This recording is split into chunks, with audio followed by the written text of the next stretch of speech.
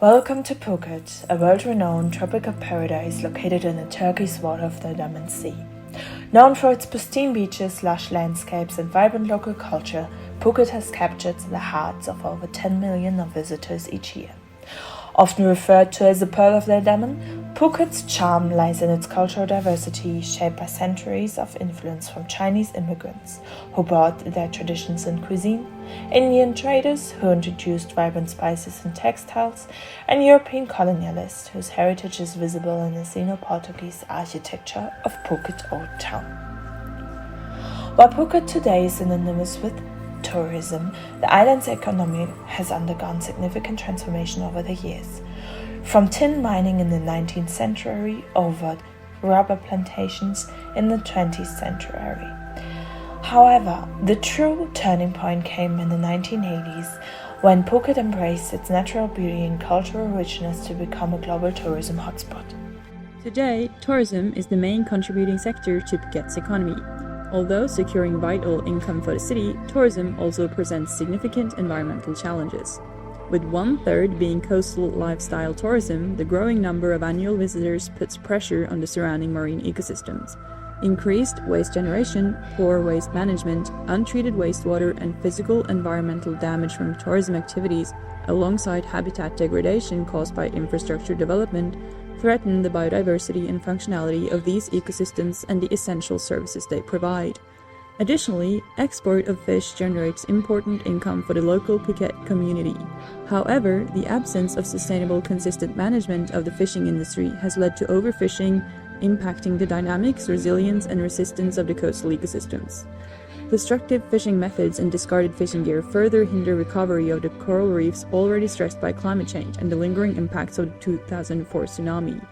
Balancing economic growth and sustainable development will be essential in the years to come to maintain functionality of both the community and the ecosystems.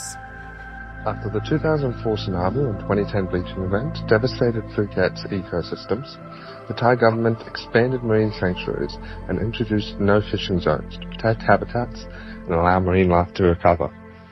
Restoration efforts include projects creating artificial coral nurseries to rehabilitate reefs, alongside regulations banning stepping on coral at snorkeling sites and diving sites to prevent further damage. With 10 million visitors annually, balancing tourism with conservation is critical. Ecotourism initiatives like guided snorkeling and sustainable seafood markets help protect marine life while supporting communities. As Dr. Thon Demong Noah Sart says, balancing tourism and conservation is not easy, but it's essential if we want to protect marine ecosystems while supporting livelihoods.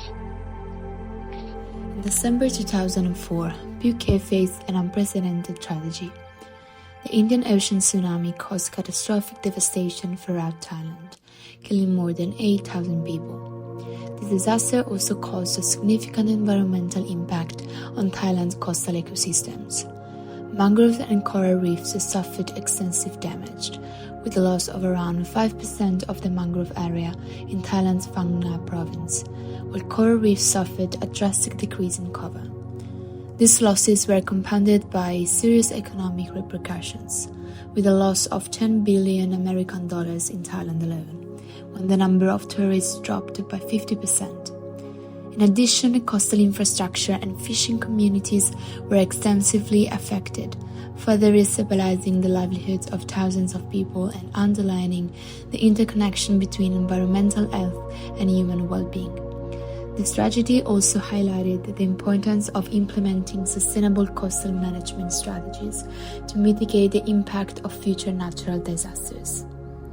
Phuket's story highlights a pressing challenge faced by many coastal destinations, balancing economic prosperity with environmental sustainability.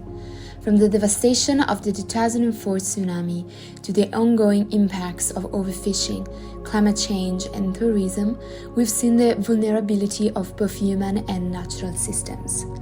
Yet, we've also witnessed resilience and innovation, from coral restoration projects to the rise of ecotourism.